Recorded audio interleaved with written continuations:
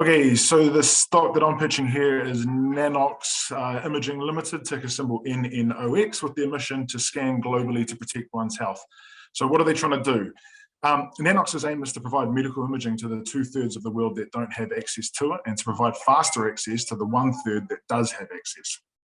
If you've ever needed to get an x-ray for something non-essential, then there's a decent chance that you've had to wait quite a while, as there are so few machines and people are able to do the job. And that's if you live in a reasonable sized city or town in a developed country. If not, then you have an even longer time to wait, and you'll also have to probably travel a pretty long distance to actually get to a place that does have access to the machines, if you can even get access to one at all.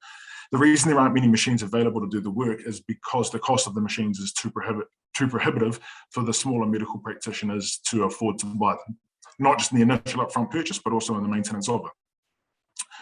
So what Nanox are looking to do is to overcome this by basically giving their machines away for free. They'll charge per scan with contracts in place for a minimum number of scans, which by their estimates are low. So their minimum number of scans is 7 scans per day. They target that there'll probably be more like 20 scans per day on their machines, and they think that the current global average is closer to 60 scans per day.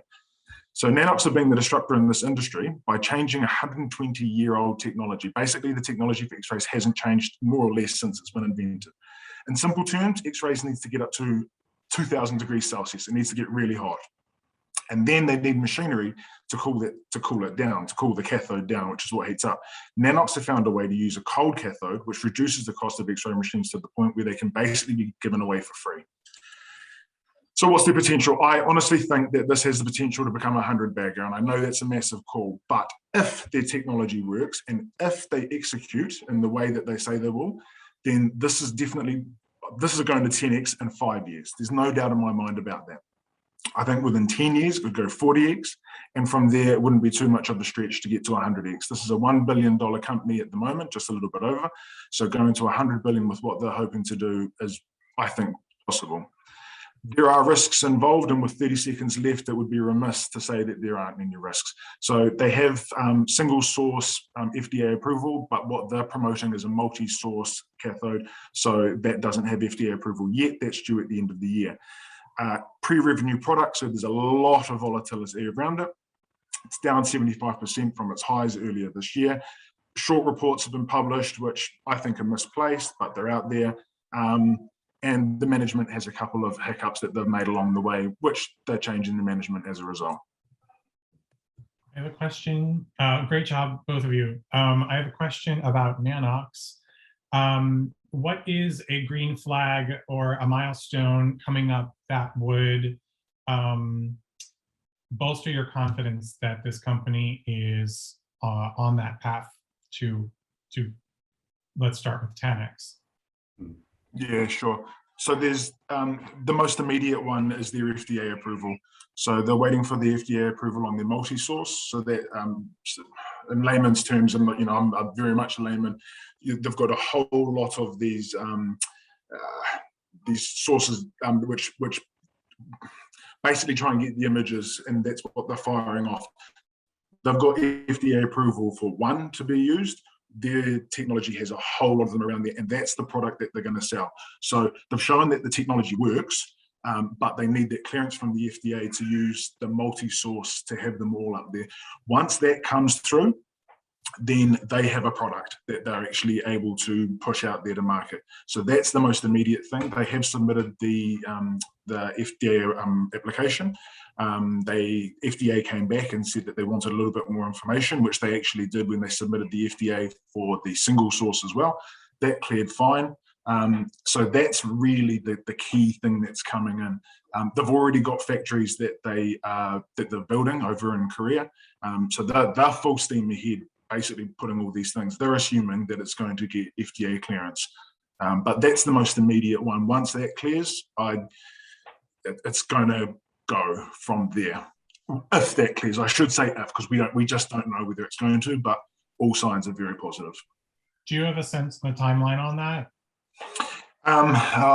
There is, so this is one of the things that management has been a little bit not great on, shall we say, is that management have often said along the way that they expect that by Q2 2020, that's for the first round of FDA. But then, like I said, they have had the FDA come back and require some more information from them. So people have been waiting for this for a long time, and I think that's a result why the stock is down so much from its highs, because there was a lot of hype around this, and then that hype just all completely died away because the management have said. So based on management's most recent comments, we would expect to see that in 2020. They are still saying that they expect to deliver 15,000 machines by the end of 2022. Sorry, so we should see FDA by the end of 2021. All right, so I'm like the unofficial ticker guy for Nanox, so I'll be easy. All right. Where do you foresee their next leg of vertical growth outside of the medical industry? Because they've CEO's talked about it in the past, but he hasn't made any mention about optionality growth. And if he was to talk about it, do you think that's going to hinder their medical growth? Yeah, I'm a big mission kind of guy. And so when I look at their mission, they've said that their mission is, let me just get this specific, to scan globally to protect one's health. So that's what they're saying. In terms of the optionality, you could look at going into an MRI machine, I suppose, and looking at those sort of scans, because my understanding is that they're just doing x-rays at this present time, although they have talked a lot about MRI in the past as well.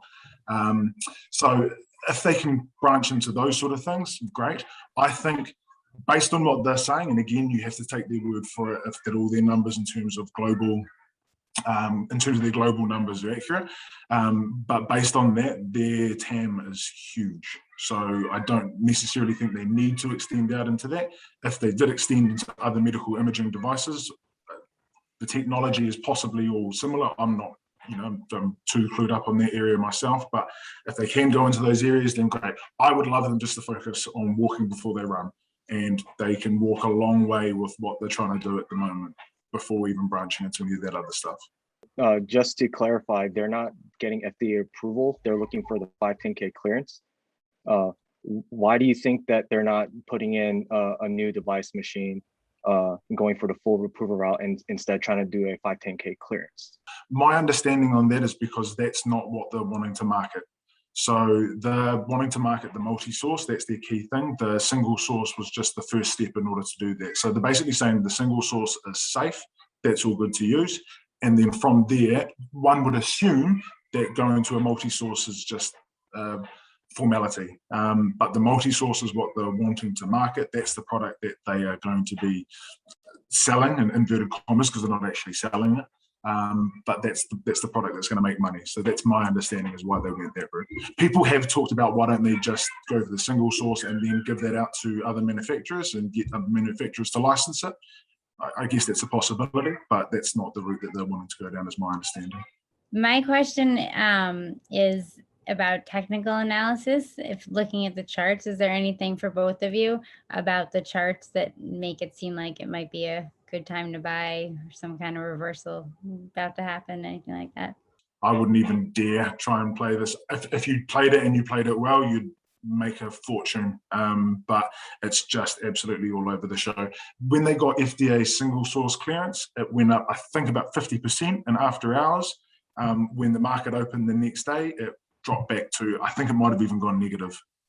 It's absolutely all over the place. Pre-revenue, anything. This could go to zero. So in terms of me, it could go to 100x, it could go to zero. I think more chance of going to 100, but I'm biased. The part of the reason I did a quick Google search just now as we were playing the game, and it looked like some of the reason why there's so much volatility was a lot of people are calling out fraud and that there isn't much there. What's your reaction on that? I guess is it just people trying to downplay it, or why is there so much?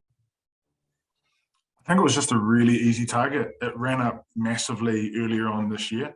And for a pre-revenue, pre-product company, it got ridiculous.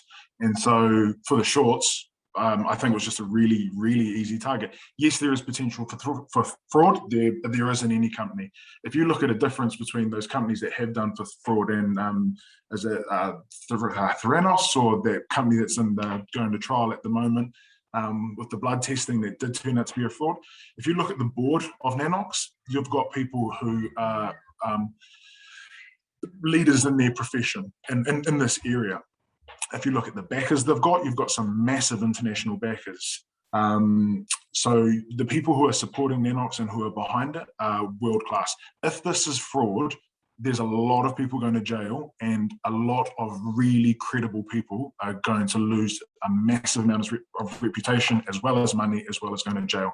I just don't see it, but you just never know. So that's the risk involved. Awesome. No, good perspective. Thank you.